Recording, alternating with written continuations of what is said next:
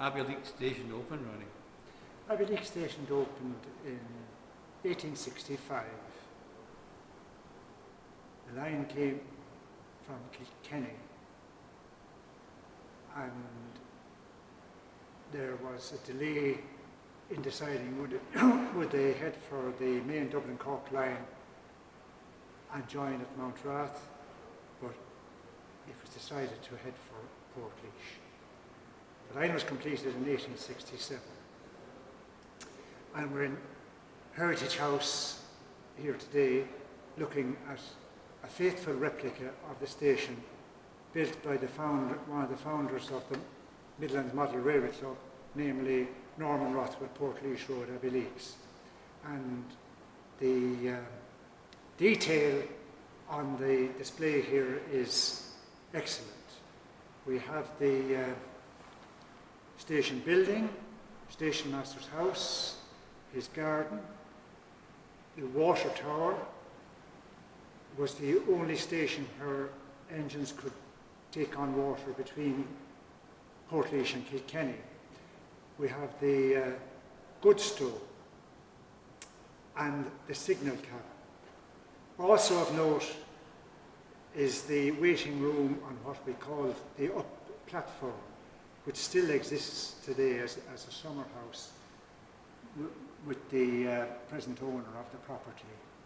The one point of interest here is this gate that gave access to what's called the Lord's Walk, which was a direct right of way from the station to Abbeyleix House.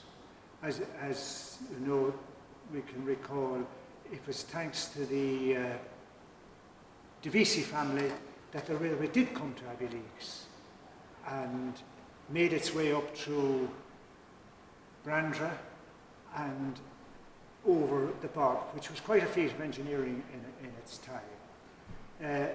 Also note here at the back, we have this lovely forest here, which as it's now 53 years since the railway closed, is now in its second manifestation, as most of the timber was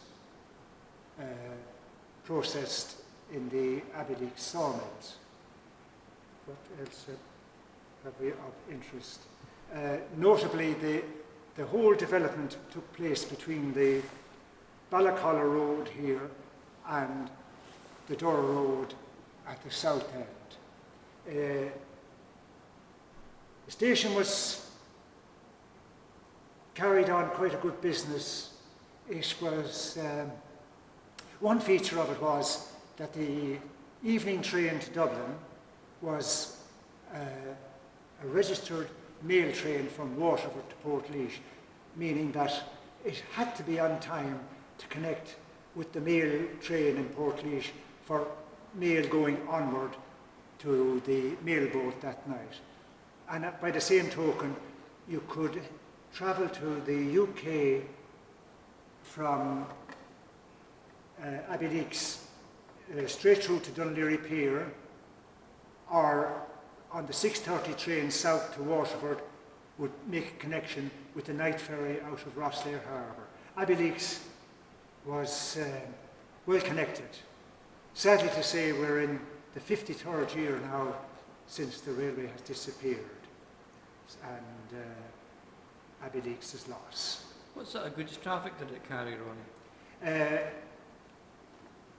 Like the railways, the bulk of traffic on raison d'etre for the railway was agriculture, cattle, livestock, and then the big campaign was the sugar beet campaign, which ran from September through to early January. This was a major operation, with the result that you would have special trains every night going direct from Abbeyleix to Thurles. That time in Ireland we had 4 sugar factories, as we called them: Mallow, Thurles, Carlow and Tuam, and they were all serviced by the railway system. Carlow was unique if I might diverse for a minute, in that it received beat by both road, rail and river.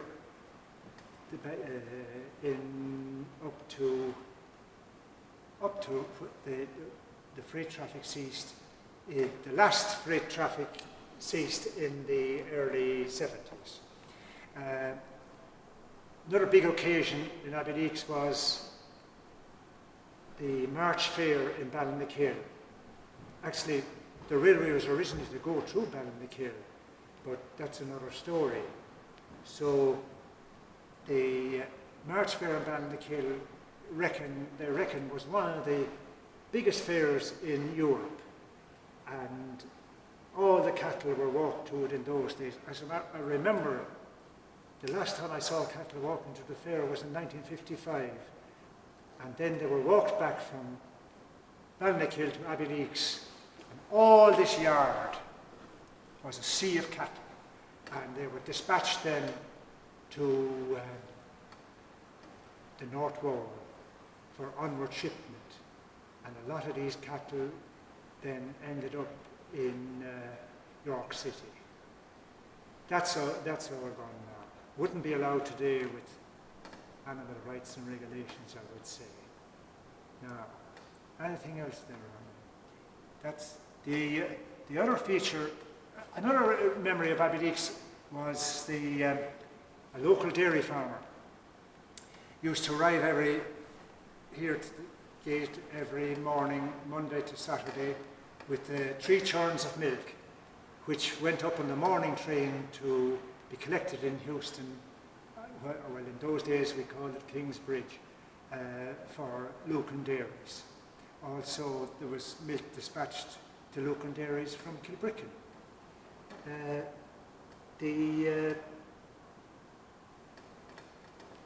The track arrangement today is slightly there's a variation. When the railway was built originally, the southbound trains came in on this, and all northbound trains came on the south side. The station master in the 40s got this changed, with the result all trains used what we call the down platform. That was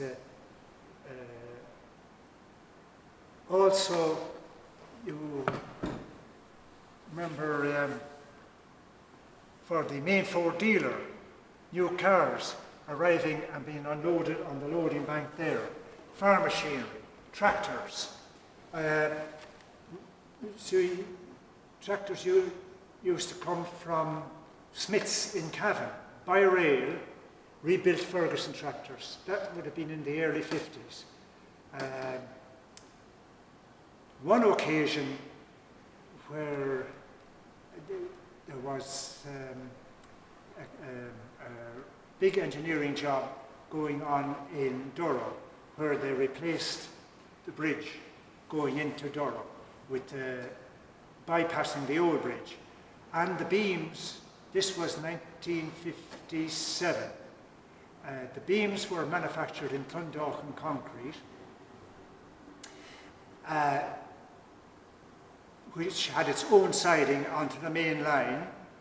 They were loaded in Clondalkin and came down on the goods train to Abbeyleix, shunted into this siding, and the firm who was building the bridge, McMahon and Phillips from Kilkenny, then unloaded the beams onto bogie bolsters and pulled them out to Durrow with the, matter of fact, it was an old bus turned into a tractor unit. And the only time I witnessed a derailment in the station was one morning, the train was being shunted back into the siding, and the wagons immediately behind the engine got what we call buffer locked, where the buffers coupled around one another, and down goes 2 wagons onto the ballast. So that was the only incident I ever saw. Another incident which I came across in the old papers back in the early 30s. A lady came in from Tana on the train to do her shopping in Abbeyleix, and she came back to catch the return train in the morning. It was gone, but the goods train was in the station and was about to pull out.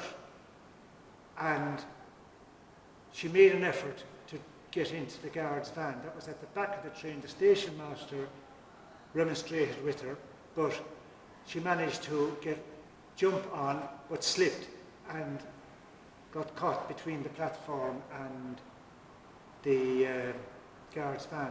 Fortunately, she only had minor injuries, but that was another tale. When did the station actually close, Ronnie? The last train was on the Monday, the 31st of December, 1962. That was the last train.